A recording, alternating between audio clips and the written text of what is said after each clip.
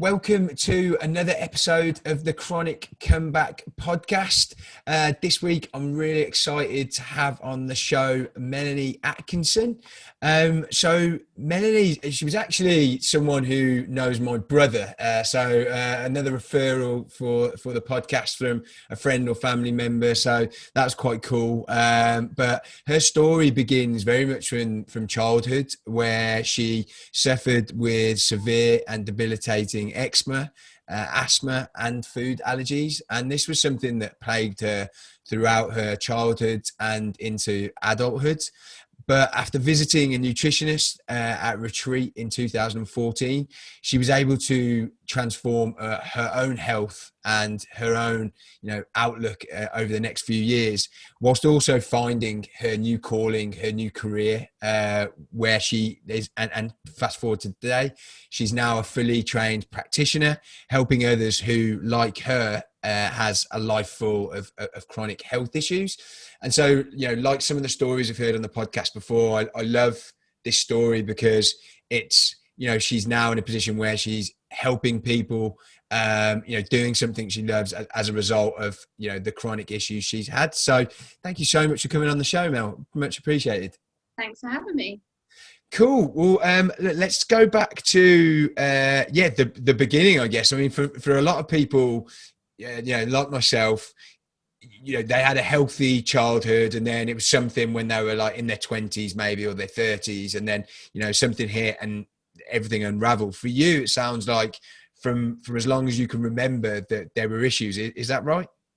Yeah, definitely. So I was diagnosed with eczema when I was 6 weeks old, and so like tiny baby, and my mum was like, oh right, okay, like she had no idea what that meant. I'm 33, so 30 years ago, it just wasn't so prevalent as it is now. So she was like, okay, give me the cream, whatever, she just kind of got on with it. But yeah, childhood was like a bit of a nightmare for me. I didn't sleep through the night until I was 5, like bless my mum, I don't know how she coped. And yeah, I was just really like covered in eczema, and I just used to be like scratching all night long. Yeah. And then that kind of turned into asthma, I guess, when I was about 5. So yeah, asthma attacks. I used to react to like all things like feathers, cats, and like staying at anyone's house would be like a nightmare. Yeah. Just like a change of environment would like not be good for me. So yeah, and then luckily, to be honest, from like 7 to 14, I didn't have any eczema really. I had super dry skin. But yeah, the eczema went away. Like they often say, I don't know why in chronic disease things go in 7-year cycles. Maybe something to do with how the body's regenerating itself. But I'm just so grateful that I didn't have eczema kind of like from 7 to 14, because that is the age where, if you're going to get bullied, it's that kind of age, isn't it? So yeah, thank God nothing was really, asthma for sure, that age, but it kind of came back with a vengeance when I was 14. I don't know whether it was like had more vaccinations at that point, or kind of like stress of exams. Like I took school pretty seriously, like a bit of a geek. So I don't know whether it was like the stress from exams kind of brought things back on, but I remember it used to be like all over my neck and like my hands, and that kind of got worse and worse until I was, I think probably 17, when I was doing my A-levels, was really like a low point. I remember like sitting in art class, and I love art, love painting, and just sitting there and crying because I couldn't even like pick up a paintbrush. God. Like I couldn't put my hair in a ponytail. It was just like, it was a nightmare. Absolutely. With eczema, because so I had eczema when I was a kid, and it was always in between kind of like my knuckles, and I had got it on my feet as well. And whenever I'd heard about it, after it, completely forgetting about like how bad it was, I was just always like, oh, it's just a small skin condition, it's not much of a big deal. And then I was on a retreat recently, a Wim Hof retreat, and there was this guy on there, and he had extreme eczema, and this was stuff where he would every night he would be scratching his face off almost, like, and all over his body. And it was by being around him, I really got the you know, and just the view on it, just how traumatizing it can be, like mentally as well. And it's not just, you know, when I had it, it was itchy, but it was just between my knuckles. And I think probably when people hear eczema, they think of, you know, a little bit on your hands, but when it's on your body and it's affecting you day in, day out like that at such a young age as well, like how did you deal with that mentally? And did you feel like the mental side of it was almost as bad? Yeah, it's brutal because it's also the unknown, and it's like this constant, I think anyone that's had sort of allergies, it's like this constant like hyper alert of like, what's it going to be like today? You know, you can wake up and look completely different from one day to the next. And like when you're a teenager and you want to like socialize and like date, it's just like, it's a nightmare kind of living with that. Like I remember, you know, like I always had really great friends and I always surrounded myself with good people. But like, I remember just like a security guard of a shop one day being like, what happened to your face? Did you get burned? And I was just like, you know, I was like a 16-year-old girl. And I was just like, oh my God, like how brutal that someone would say that to you with like such a lack of kind of like empathy for how much of a nightmare it was. Yeah, I remember just like not wanting to go to school or college. I remember like not like sixth form. I remember not going to sixth form some days. I think one day I just literally like hung out in town. I was like, I just can't do it today. I remember like this one teacher, my RE teacher, Mr. Lewis, writing in my book, like her persistent absence is hindering her performance. And it's just like, mate, like the effort that it takes for me at that point to get out of bed in the morning. Yeah. And I don't know, there was a real like lack of kind of empathy from people who just think it's a bit of itchy skin, and they don't realize that you've been up all night and well, yada yada yada, whatever, you know. So yeah. And so you said you reached kind of like a low point at 17, with both was your asthma. It sounds like your asthma was kind of like a secondary thing that was really, you know, you didn't want it there, but it wasn't quite at the same level as the eczema. Well, it kind of was a secondary thing because I was on steroid inhalers. Right. Which from my kind of perspective now being a naturopathic nutritionist, it just kind of suppresses it. So I did have a big asthma attack off the back of a cold when I was 17, and I was in hospital for a few days. So I think with the asthma, it's more like I suppressed it with the steroid inhalers, and then it kind of blew up into like these big things. So yeah, I don't, and also because it's so like unseen, and because there is medication that ultimately like kind of does work to a degree. So yeah, it was kind of secondary, like to the skin. Okay. And so beyond, so 17, you know, you're at your lowest part at this stage. Can you talk us through, you know, how things were from that point onwards? Yeah, I remember doing some, like, I had tried quite a few different kind of like holistic interventions. So I started really like messing around with my diet when I was about 14. I had kinesiology, and I remember for a while just eating like chicken and brown rice and vegetables, and like that was kind of my diet. But then when I was 17, I got more into like drinking alcohol, which is just the worst for me. And that was from like a confidence point of view, right? It was like if I drank on a Friday night and I went out and danced, then it was like at least some sort of like confidence, some sort of kind of catharsis that was really missing from like what was quite difficult times kind of thing. But at 17, I remember doing hypnosis, and I think that helped a little bit. And then when I was like 18, 19, when I finished my A-levels, I moved to France. So that was kind of like quite a big turning point. I'm not kind of sure. On the face of it, it seems like for the better. So I moved out of a really, really moldy house that I'd lived in from the age of like 10. A moldy house that had like 7 cats in it. It was like from the 1600s, so like absolute nightmare. I don't know what my parents were thinking. But yeah, so we moved to France into a kind of like newer apartment building that had, you know, like wooden floors. It was really easy to, you know, see the dust, so deal with the dust kind of thing. And ultimately, I think kind of like getting away from the family home was quite helpful on like a mental health level. And I was having a lot of fun. I was doing a ski season, so it's like a pretty fun life. So the eczema all of a sudden went away. But in hindsight, like how I work with my clients now is kind of like mapping the disease. And there's this thing called Hering's Law, or it's also can be called like tracing or retracing, where they say that disease starts on the outside of the body, low down, and it kind of goes like in and up. So an example of that would be eczema, like on a baby's feet. And then if that's suppressed, then it would go into like digestive stuff. And then if that was suppressed, it would go into lungs. And then if the lungs were suppressed, it would go into the mind. So more like mental health things.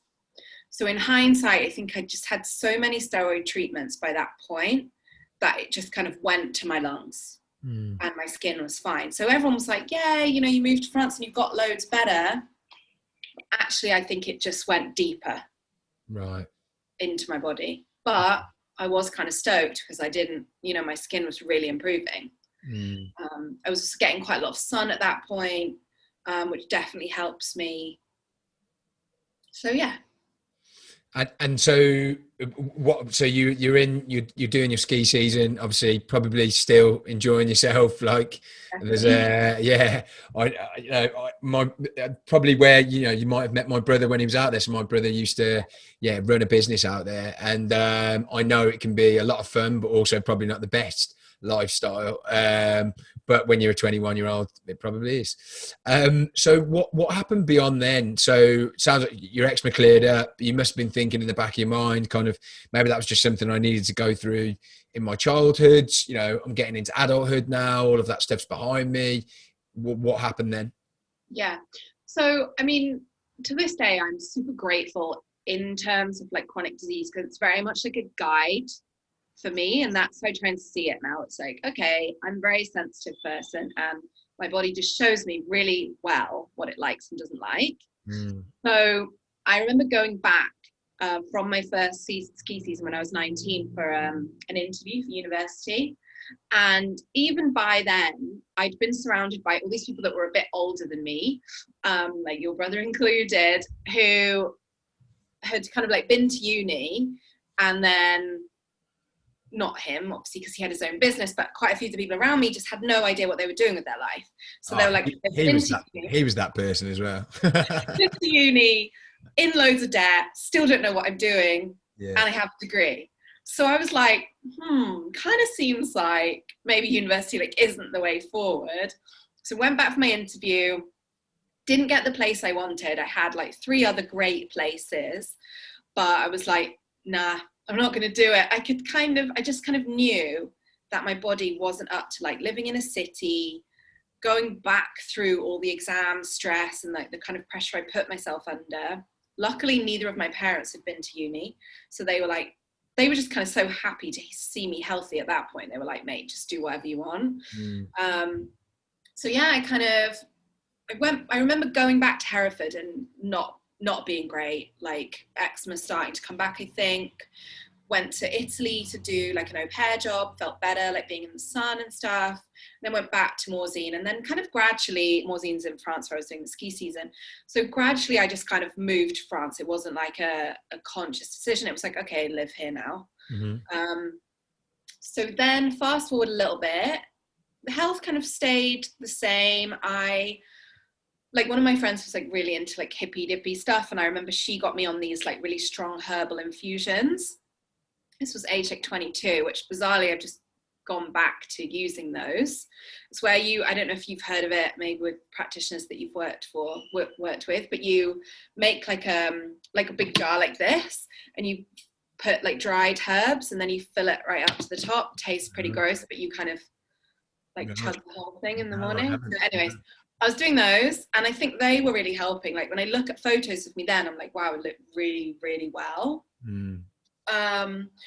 And then age, I think like late 22, 23, I started a cafe business.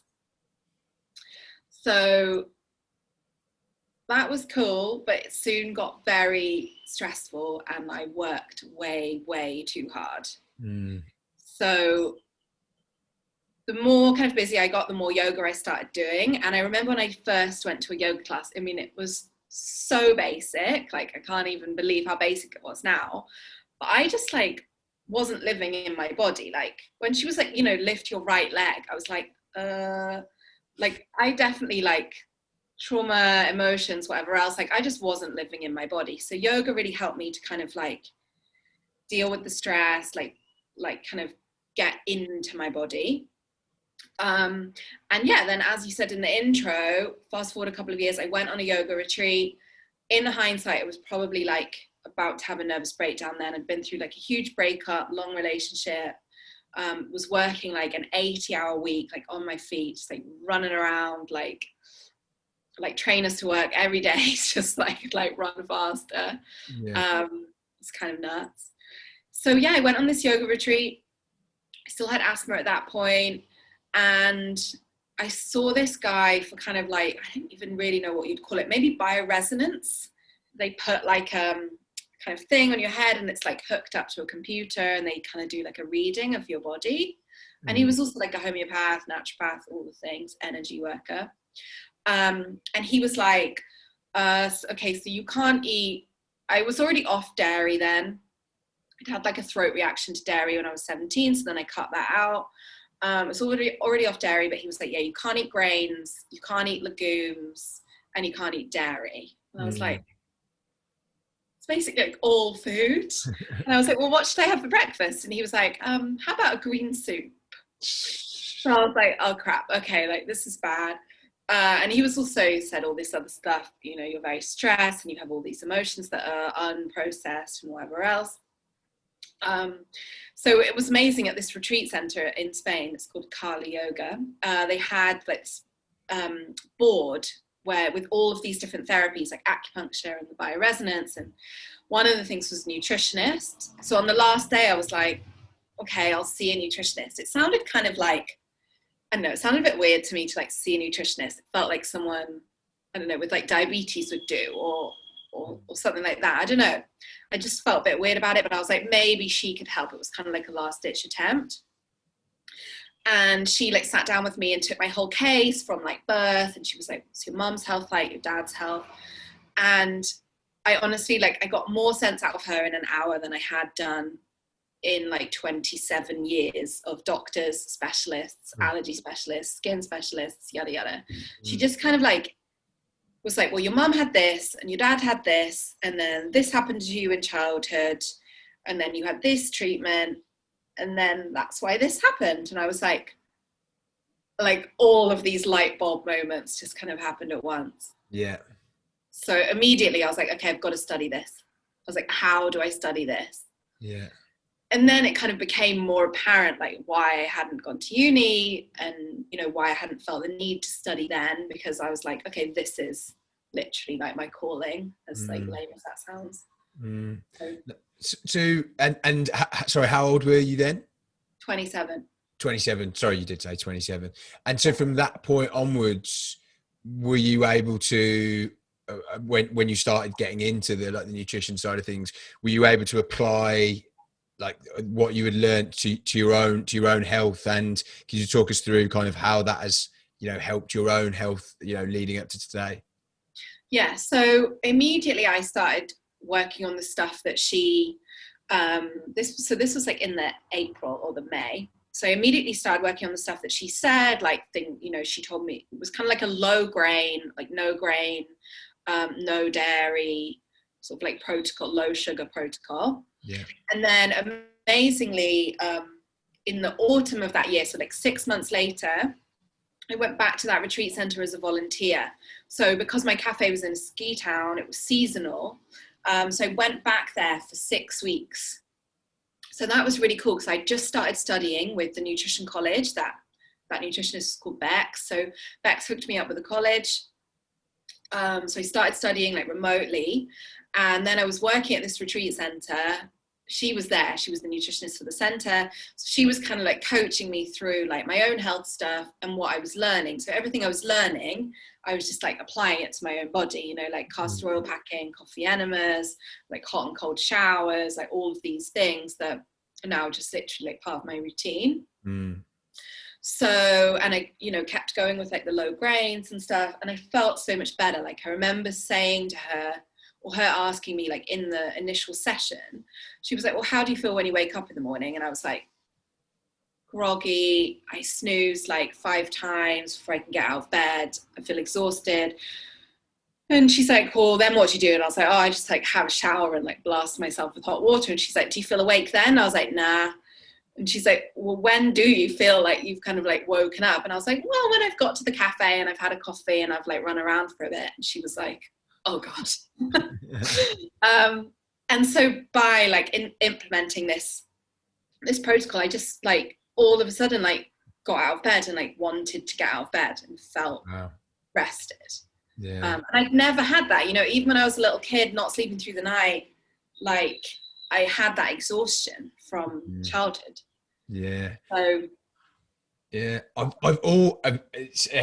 I've always, I say always, because there must have been a time in my life where I did wake up and didn't feel tired. But like these days, you know, whenever I fill in one of those forms, because the amount of forms I filled in going to see new people is just like, do you feel rested when you wake up? And absolutely not, and like never.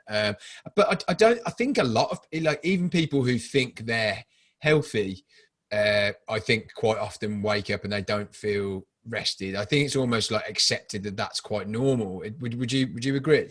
Yeah, definitely in our culture of like, you know, waking up to the alarm clock, you know, checking your phone first thing, like reaching for a coffee, like we have kind of like put ourselves into this system of like.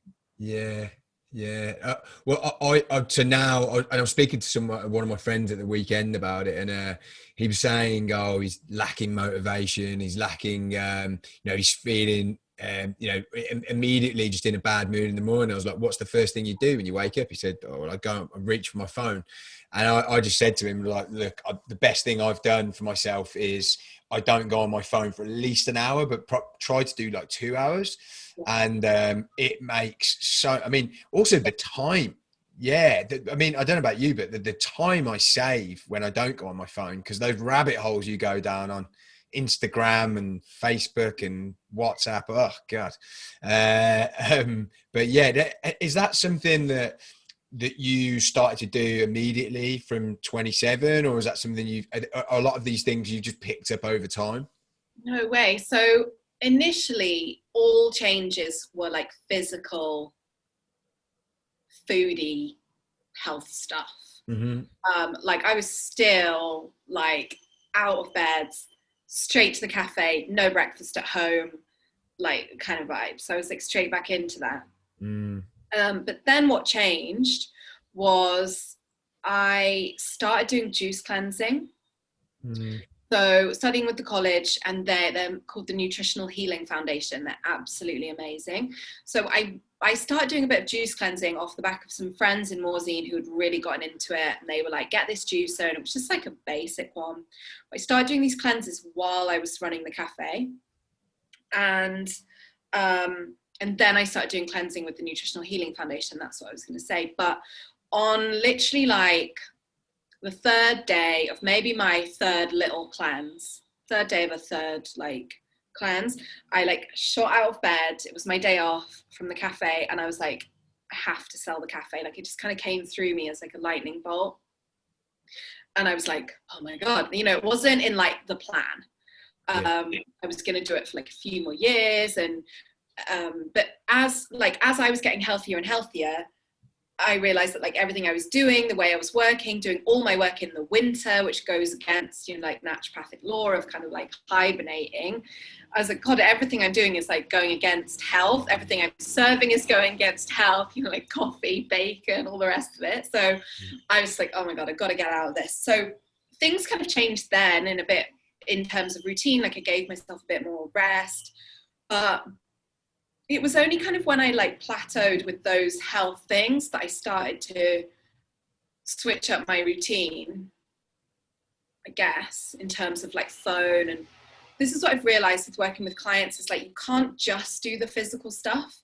Like that's going to work to an extent, and maybe it's going to help you to like identify like where things have gone wrong, because it's going to kind of create more movement in the body, I guess. But yeah, and at a certain extent you have to, you know, you've got to address like, how am I living, like what's my purpose, you know, yeah, what sort of person do I want to be? Do I want to be the person that like scrolls the gram in bed for like the first hour that I've woken up? Or do I want to like put the phone away, get up, do something, meditate, do some yoga, journal, you know, do the things that I know helps me to feel good? So yeah, I had probably only started not using my phone in the morning so was living in Canada for 2 years, and I was working corporate job for like the first time ever. And we had a time difference between the head office and me. So by the time I woke up, they'd already been working for 3 hours. And so when I switched my phone on, it was just like being bombarded with calls, texts, emails, like all the things. And I was like, oh my God, I think if I'm like gonna be able to do this job for much longer, I'm gonna need to like distance myself from my phone. So then I would get up really early, charge my phone in like separate room, not check my phone for like, an hour and a half, 2 hours was best case scenario. So it's interesting you say that, because when I was in Mexico, I had like 5, sometimes 6 hours behind the UK. I'd wake up and it's just stressful immediately. But on the flip side of that, when you're in Bali, amazing. Like I was there, I was like starting work at 11 a.m. and even at 11 a.m. it's still like 3 or 4 a.m. So it's not until you get then by the time everyone's online, you've done like a lot of work, and it was just it was such an amazing position to be in. But anyway, that's just but I get what you mean though about having that just initial pressure there, like first thing in the morning, and not letting that in. And I made a mistake this morning. I normally have about 2 hours where I don't touch my phone, but there was something I needed to check for work after an hour, and I checked it, and before I knew it, I was stressed up to my eyeballs within half an hour, because all these things had gone wrong.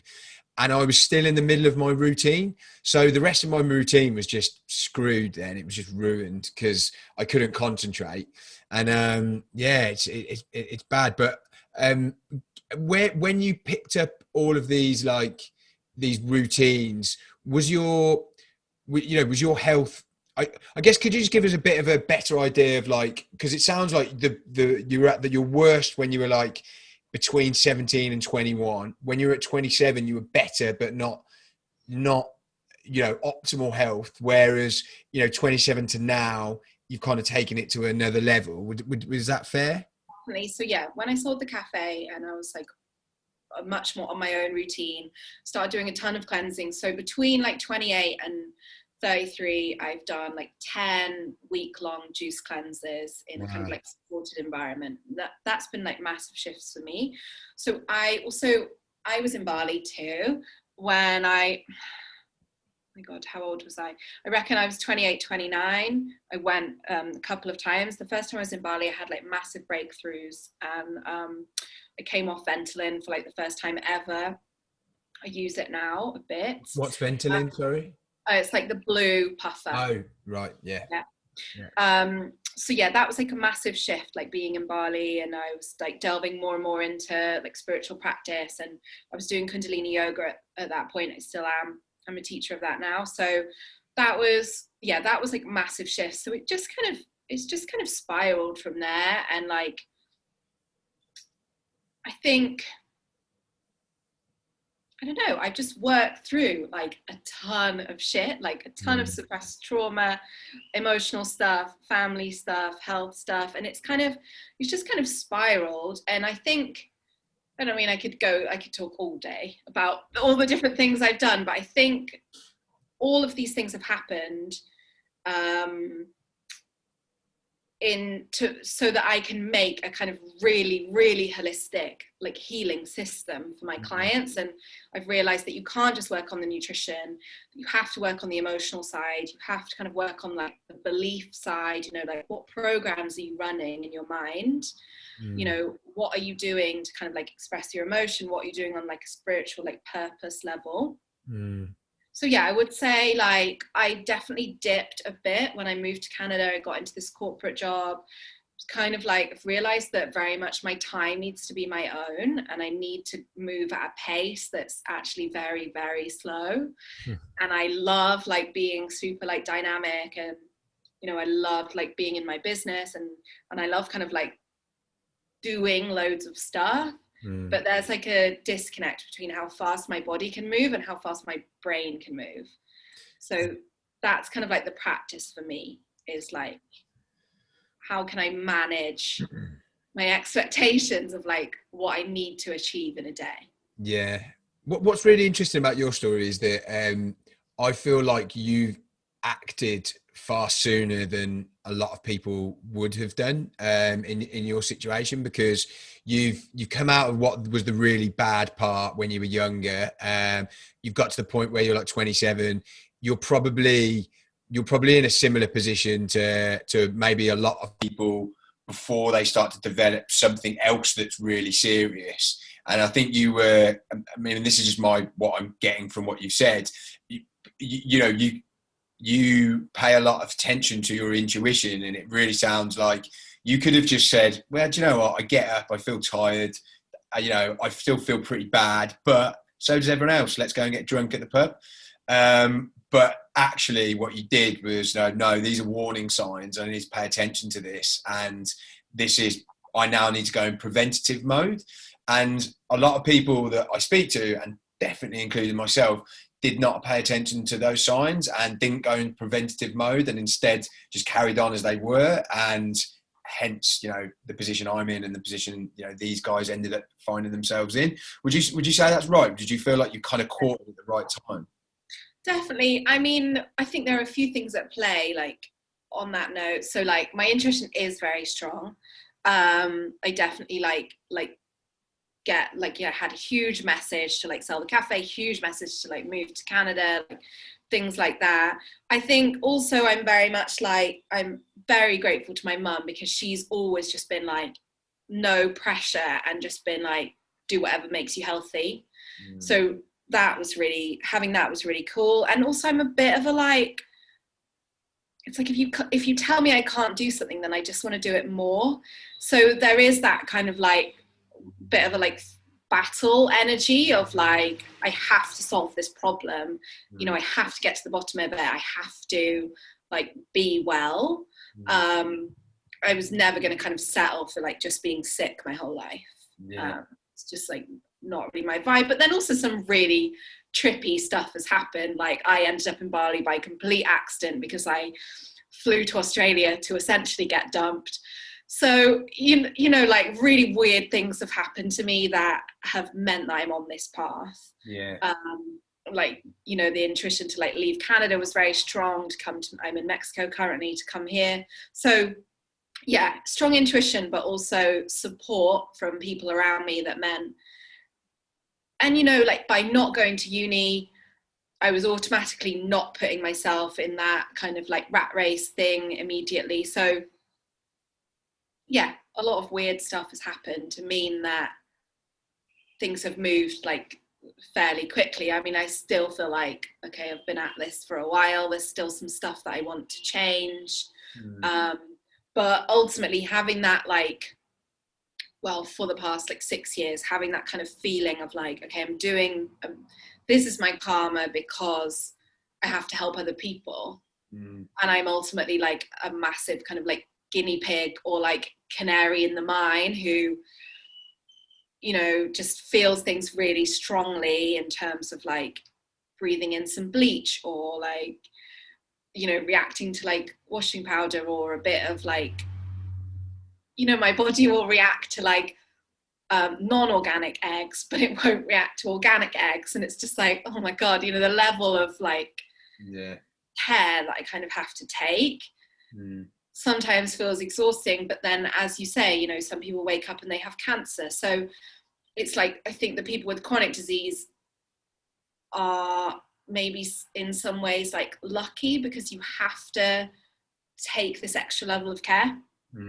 That's actually a really interesting point to make. Yeah. And another reason why another thing that someone can find you know, positivity and gratitude in, you know, in what they've got going on with so I mean, just going back to like I guess the darkest times of this, like when you were younger, how did you kind of like keep going, because obviously you've got to keep going, but like, how did you keep yourself positive in those situations, or did you, like, how would you know? I really don't know. Like, yeah, I really just don't know. And I think, like, I'm so grateful to my mum for just like, some days she'd be like, darling, just don't go today, you know, school or college or whatever.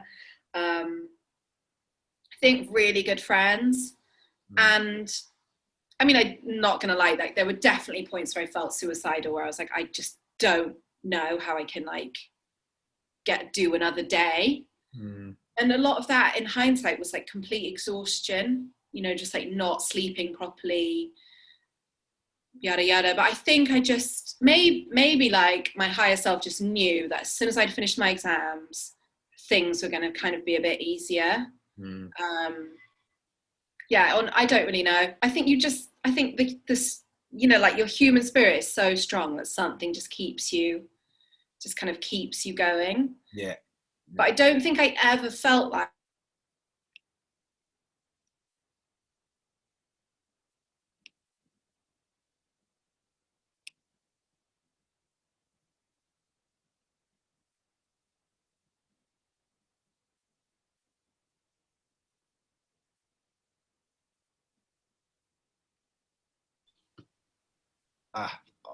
I'd lost you there. no worries. I don't think. You said you don't think you'd felt like. Oh, I never really thought that it was going to last forever.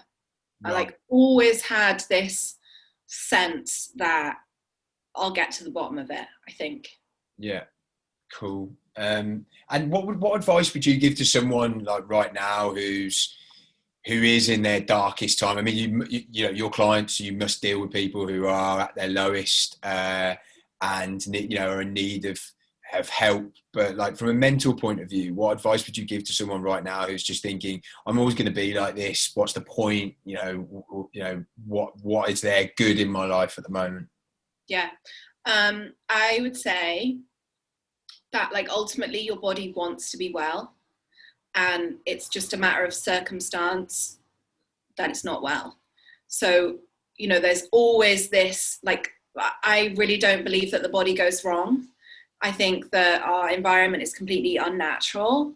And then I think when you combine things like traumas and, you know, living the life like not meant for us, etc., we can like create dis-ease in the body. But I don't think your body wakes up one day and is like, oh, okay, I'm going to be sick today. I just don't think that's how we've evolved. So I would just say that like there is a healing force like deep inside you, and it's just like, what do you need to do to get there? And I would say also like ask for help. Like there are so many people out there that have experienced things like this that have tools to help you, and it's like different things work for different people, you know. You know, like Kundalini yoga works for me, but Joe Dispenza works for you. You know, it's like there are people out there to help. And I think, you know, my mum tried all these different things with me when I was a kid, but nothing was like holistic enough. So it's like, how can you find someone to work with that's going to look at like all of you, you know, like every aspect. But yeah, I think I massively empathize. I have a couple of friends who have really, really chronic fatigue, and I massively empathize with people who are experiencing that, because when there isn't the energy to be able to implement, you know, these techniques or like these, you know, like food changes, you know, when you can't make food for yourself, I think it's really, really hard. But there's so much out there, and it's like one of the most inspiring people to me is this guy called Billy Dickinson. I don't know if you've come across him. Uh-huh. He's a GAPS practitioner, which is gut and psychology syndrome, which is a gut healing diet. And if you listen to his story, like, he was really inspiring to me. He's super young. He's like 23. And he was like flat on his back with an eye mask on for numerous years. Wow. Like, had to lie down in the car to go to the doctors. Like, it was really bad. Mold. What's his name? Sorry, I'm going to write it down. Yeah, Billy Dickinson. Billy Dickinson. Okay, cool. And I remember him saying that he would think of something that like he wanted his dad to research for him, like to type into Google about like treatments and stuff, and then he would get his dad to like do that thing where Google like speaks it to you, and he would just like lie on his bed and listen to the things. Like, I think there's always a way, and it's just like thinking in terms of like karma has really helped me. Just thinking like each one of us has like our mission on this planet, and like some of us are dealt like a bit of a harder mission than others. Yeah. So, it's like if you can find that higher purpose to why you're sick, like helping other people, then I think that really, really helps.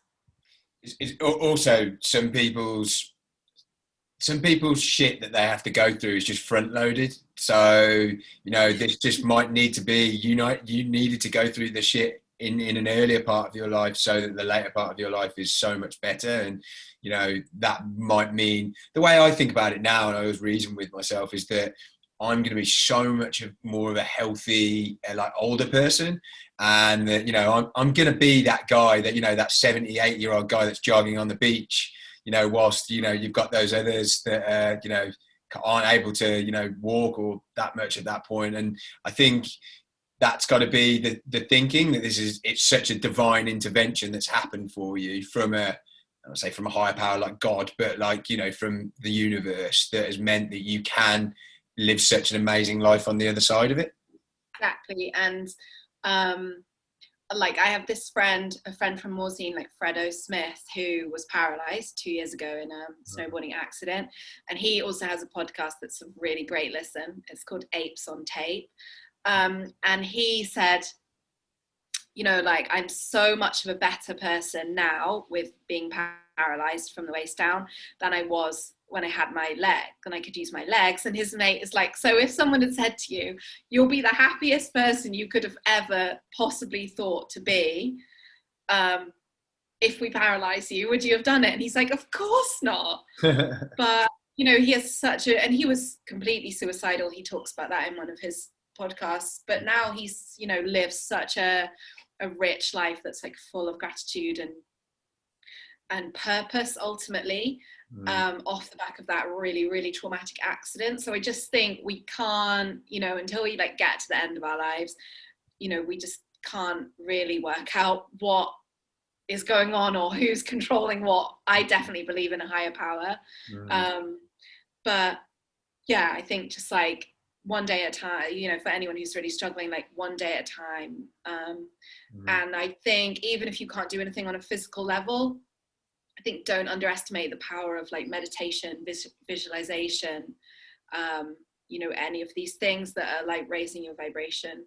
Yeah, definitely. And what would you say, where would your life be now had you, let's say, you were in your teens and you actually, at age 14, you didn't have that re-flare up and everything just kind of went on as it was. But you were still you still weren't like the health you are now. Like, where do you think your life would be right now? Is that difficult to it? Never thought about that. But I think I have to assume that I would be in a really shit corporate job, probably like in a shit marriage, or divorced. And just really like kind of numb and miserable. Okay, cool. That's just another way of, normally I ask how much better is your life? Like, what are the reasons your life's better? But it's always interesting to see, what people think of the sliding doors moment and how it would have been. Because I often think that, like, I think I would be so unhealthy I'd probably, even though I've got chronic health issues, I'd probably be more unhealthy, and my pain would be backloaded for sure. Like I'd be in some serious trouble in later life. But yeah. And I think there's a level of like, you become really in tune with your body, and it's like, okay, so I made that choice and now I have that outcome. Whereas a lot of people wake up one day and all of their poor choices are just presented to them, you know, generally in terms of like cancer or a degenerative disease, and then there's often not a lot of coming back from that. Whereas, yeah, as you say, we're just meeting our daily choices really rapidly. No, definitely. So look, I think that's a really good place to bring the podcast to a close. Yeah, how do people reach out to you if they want to ask you any questions about what we've discussed, or if they wanted to maybe have a discussion about, you know, potentially being a client? Yes, so you can find me on Instagram, Melanie Atkinson _. And hopefully by the time this airs, my new website is going to be up, which is melanieatkinson.com. Okay, cool, awesome. Well, yeah, I think it should be, depending on how long you're planning on taking to do that. Next week. So. Then it will definitely be fine. Cool. Well, look, thanks so much for coming on. Really appreciate it. I think a lot of people will get a lot from that story, and I'm just excited to hear about kind of your next phase of health. Yeah, me too. Yeah, life is really good. Life is good. Cool. Well, I'll speak to you very soon. Yeah, thanks, Phil.